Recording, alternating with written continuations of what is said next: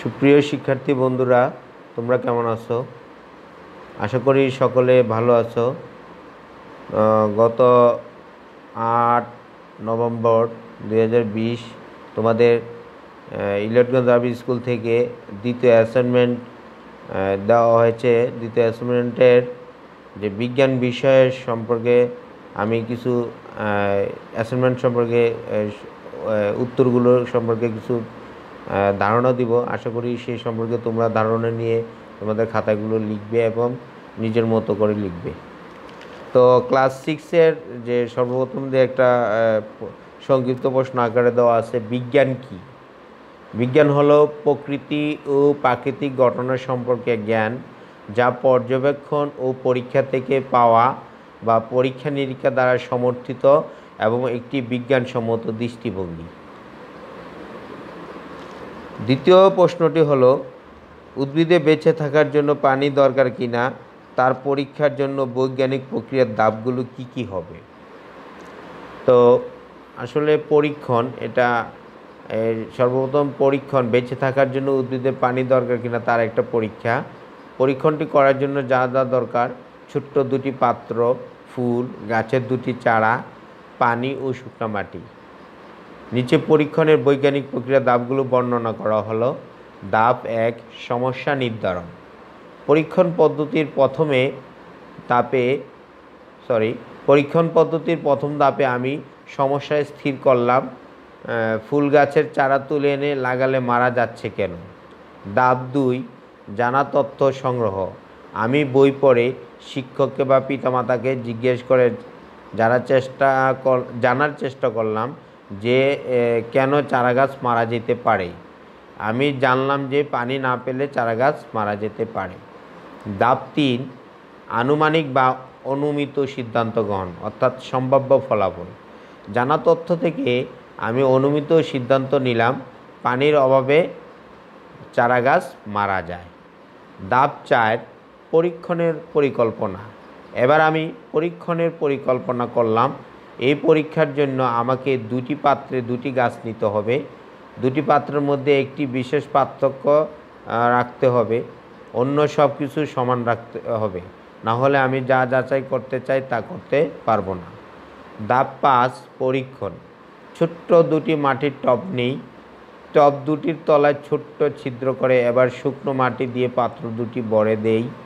এবার একই ধরনের দুটি চারাগাছ পাত্রে রোপণ করে একটিতে পানি দেই, অন্যটিতে শুকনো রাখি। দুটি গাছকে ছায়া রেখে দেই।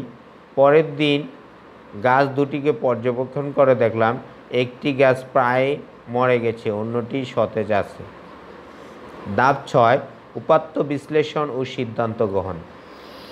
দুটি পাত্রে একই ধরনের মাটি ছিল, চারাগাছ দুটিকে একই জায়গায় রাখা হয়েছিল, তাদের মধ্যে একটি পার্থক্য ছিল পানি। একটিতে পানি দেওয়া হয়েছিল, অন্যটিতে পানি দেওয়া হয় নাই। এই থেকে সিদ্ধান্ত আসতে পারলাম যে পানি না দেওয়ার কারণে একটি চারাগাছ মারা গেছে। ফলাফল: আমি পরীক্ষণের ফল আমার অন্যান্য সহপাঠী ও পরিচিতগণের মাঝে প্রকাশ করলাম।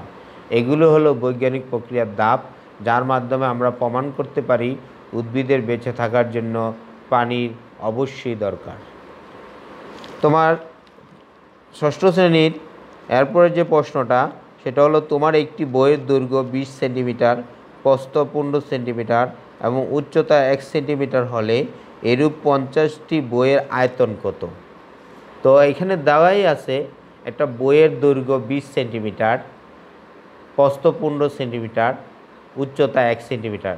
তাহলে আমরা যদি জানি কোনো বস্তুর দৈর্ঘ্য, প্রস্থ, উচ্চতা দেওয়া থাকলে আমরা সহজেই বুঝতে পারি এটা আয়তনের সূত্র হবে।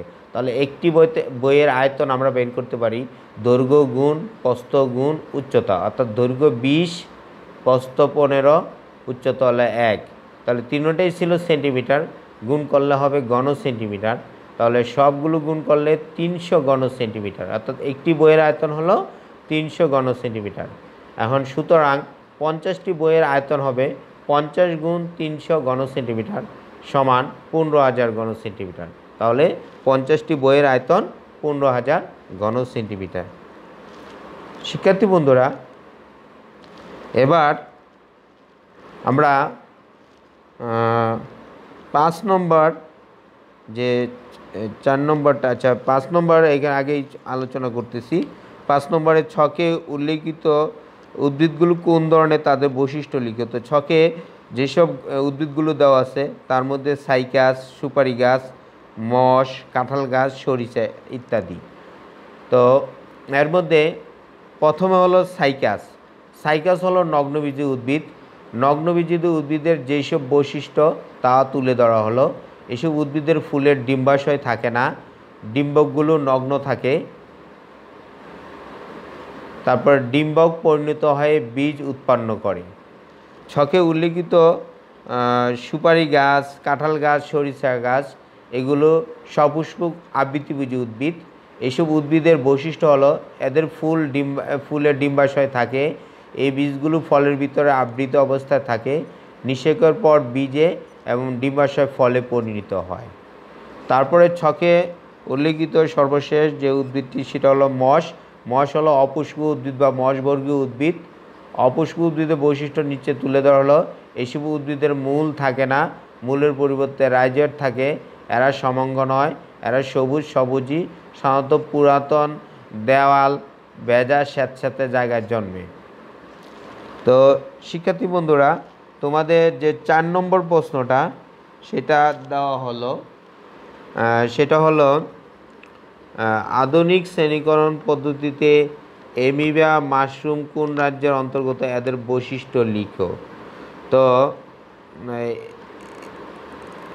আমরা জানি যে জীববিজ্ঞানীগণ অনেক চেষ্টা করে বিভিন্ন শ্রেণীবিন্যাস করেছেন।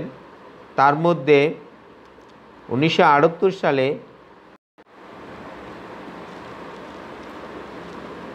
আধুনিক শ্রেণীকরণ পদ্ধতিতে অ্যামিবা হলো পুটিস্টা রাজ্যের অন্তর্ভুক্ত এবং মাশরুম হলো ফানজাই বা ছত্রাক রাজ্যের অন্তর্ভুক্ত।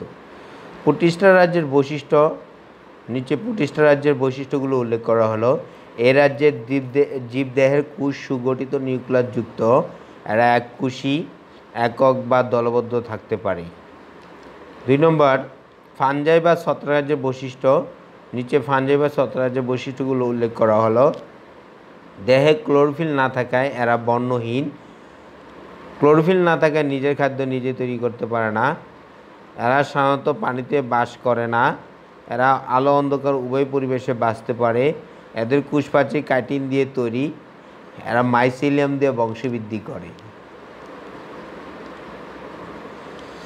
ধন্যবাদ সকলকে। কাছে